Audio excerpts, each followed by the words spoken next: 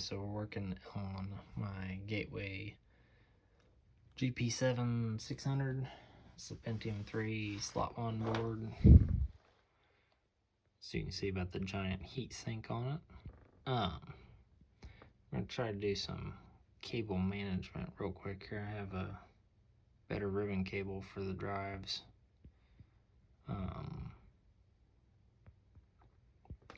This thing's got two 256 megabyte sticks of RAM in it, some kind of an NVIDIA graphics card with a Sound Blaster PCI, the 3-COM 10100 Ethernet card, and then we have a SATA controller. Actually, I think the SATA controller is right there. It's got 2 SATA ports on it. I need to figure out still how to flash the BIOS so they can boot from it. Right now it keeps trying to do it as a RAID controller, so it won't boot from a SATA drive. So we have a SATA to IDE on a 2.5 inch SSD. I think it's a 129 or 128 or something. It's kind of a weird sized one, but it was $30, so cheaper than a new IDE drive. And it's kind of the setup here. I'm missing, there's supposed to be a big shield that goes from the fan over the CPU, and don't have that. It might turn up at some point in the future. I'm sure it exists somewhere. Would like to upgrade from, it's got a Zip 100 drive. At some point I'd like to go to a Zip 750, a tappy drive if I can find one, but 250 seem to be pretty common, but the 750 not so much. So, and I don't want to spend a fortune on them. You can see just how bad this cable is, twisted and tied as tight as it can to get twisted around, facing the right direction for the zip drive. So I think I got one that's a little bit longer here. We're going to try it, or at least longer on the first stage here. See what that gets us. This might not be any different. It might be the same cable, so maybe absolutely no change here at all. That works way better. That is a way better setup. I can take that any day. It's a major improvement, mostly because I think this side here, the key is on the other side, so it makes sense instead of being completely upside down and twisted around 17 ways.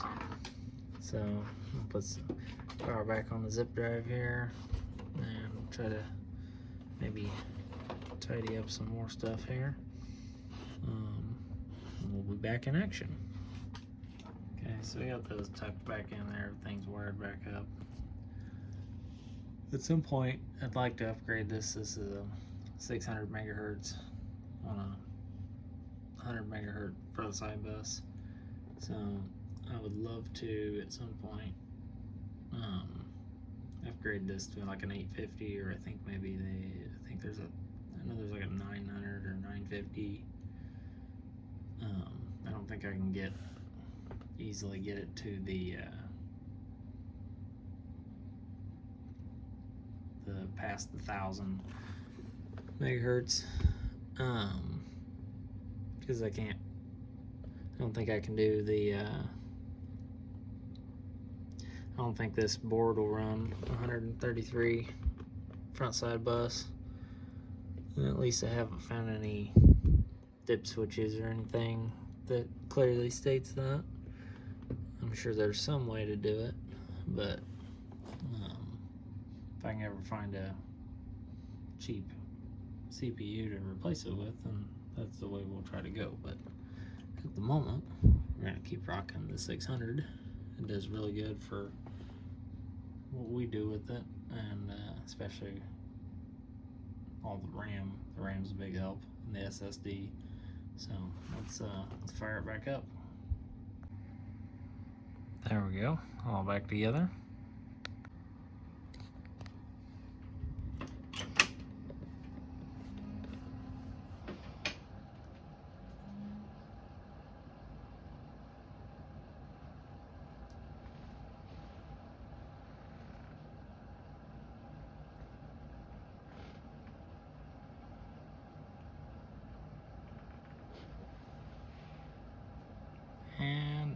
unlock it. Oh, there it goes.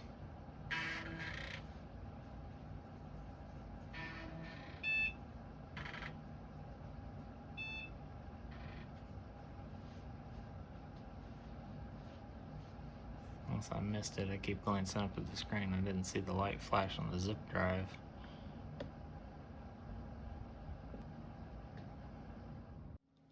Sorry, I don't have a screen recorder set up for this thing, but we're just gonna cancel out of that. We don't need networking. We just want to see.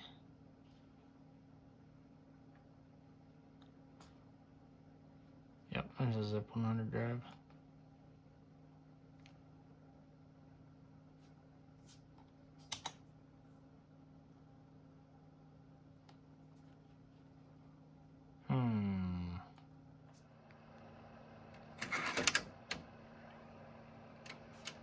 Powered up and automatically came up on screen, so zip drive still works. Just make a very satisfying noise. I love it. And typical of old computers, as soon as I quit filming, it completely locked up, frozen, and wouldn't even turn off. So we did a hard reset and it's back in action now.